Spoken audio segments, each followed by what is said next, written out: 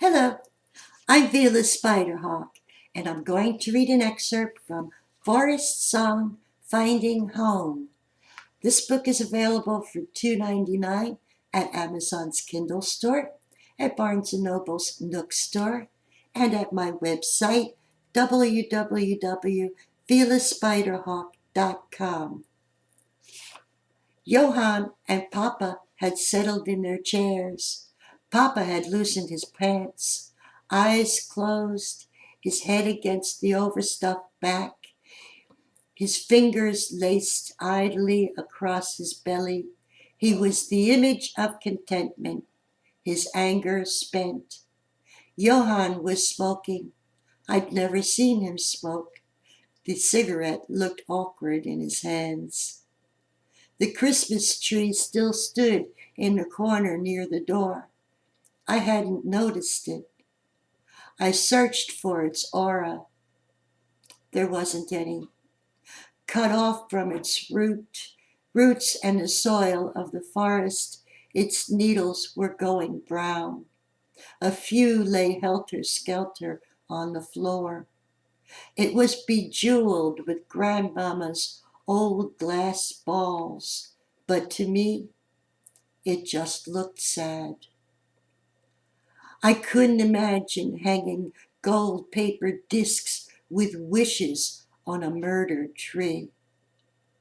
Knowing that Papa had not asked the tree's permission before he had taken its life, I wanted to cry. It's just a tree, Judy. It's not going to talk to you. Johann exhaled a plume of smoke, inhaled again, and blew a gray-blue ring. He was right. Lopped away from its source of life, the tree had nothing to say. Isn't it pretty? Drying her hands on her apron, Mama appeared at the kitchen door. She crossed the room, and hugging me again, she wrapped one of my curls around her finger. I love the smell. To me, it smelled like death. I'm sorry, we don't have a present for you. There was nothing for anyone. It's been a lean time. She caressed a red ball on which an artisan had painted a yellow and gold explosion. And of course, we had no way of knowing you were coming, Papa added with leftover indignation from the crater of his chair. Well, she's seen the error of her ways. Johann crushed the cigarette in the warped and dented ashtray in the table near his chair. He was so complacent, so smug. I wanted to slap him.